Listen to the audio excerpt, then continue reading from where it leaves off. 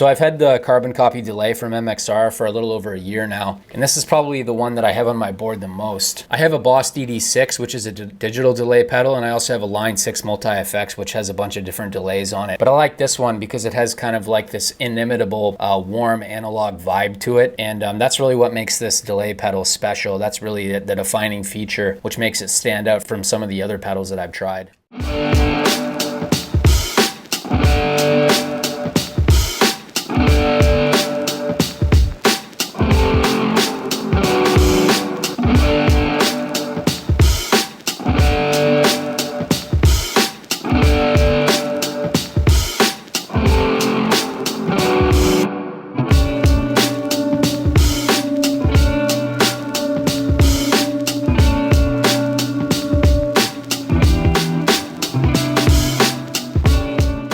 Modulation switch, that's another feature on this pedal that I really enjoy because it gives it a lo-fi sound, gives it like a nice lush, as I said, like a lush vibe to it that I can't get with the DD6. And it's very simple. Like you have your regenerate feature, you have your mix and your delay, and your regen, that just determines like the decay. That's essentially the decay on the MXR carbon copy. And so that'll determine like how many times it repeats, whether it repeats forever or whether it just repeats once.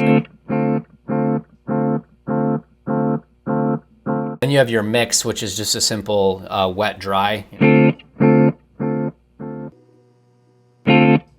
know, it's determining how much of your delay is in your sound. And then you have your delay, and that's the actual time.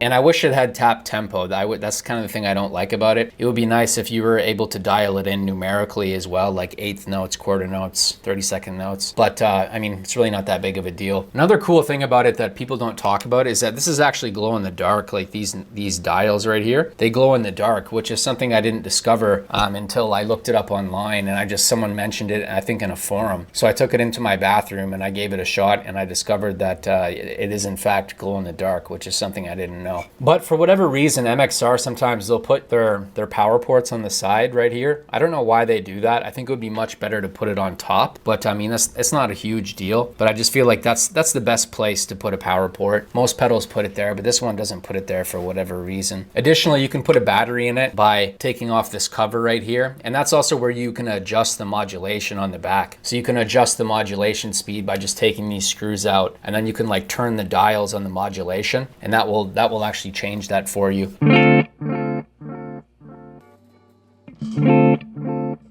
It would probably make more sense to have that maybe on the side or something like that, but it's really not that big of a deal. But frankly, this is the kind of pedal that I just leave on all the time. If I want to switch it up a bit, I put it on, I just turn the mix down. I mean, that's pretty much the main way I'll change it. If it's too much, I just turn the mix down like so.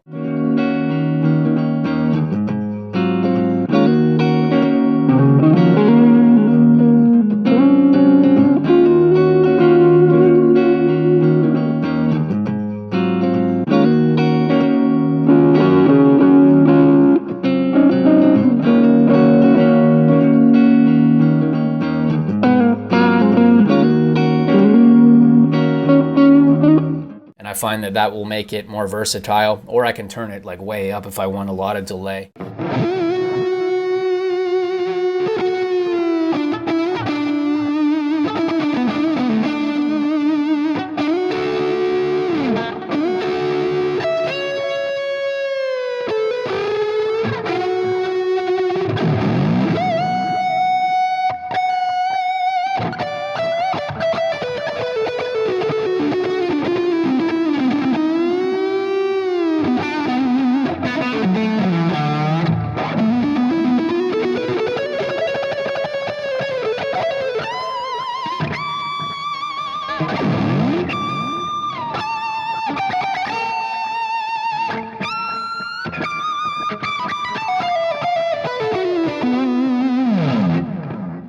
But for the most part, I'm gonna almost always leave this on like a little bit, you know, not a lot, but just a bit, just because, you know, it sounds good. Another thing that's nice about this pedal is that there's almost no noise. This doesn't produce any hiss or any undesirable sounds at all. Unlike, say, like the Dynacomp, the nature of compression will usually bring out a bit of the noise, but this is not noisy at all. It doesn't introduce any hiss or any weird sounds. It's completely noise free, and I really appreciate that. By the way, if you're looking for something to practice, get my fretboard memorization cheat sheet from travelingguitarist.com/fretboard cheat sheet. What it is it's all the triads, the major and minor triads in every single key. Through the octave mapping technique and through a couple other techniques, you can actually just learn to memorize not only the notes of the fretboard, but you can also learn how to improvise in a bunch of different keys by understanding the you know, the foundation of harmony, which is the triads, right? The foundation of chords. You can also sign up to my forum at forum.travelingguitarist.com.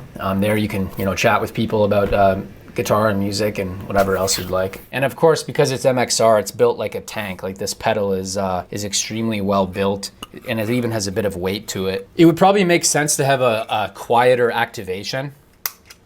It does have a bit of a volume whenever you activate that, so it may reverberate through your amp if you engage it. But I mean, again, not a terribly big deal. And because it's such a sought after pedal, I find that the resale value of a carbon copy delay is pretty high. Like, most people want to get this pedal. So even if you end up not liking it, you know, you could easily resell it. Like, you won't have a big problem finding someone who's willing to buy it. Another thing that's cool about it is that it's a true bypass pedal as well.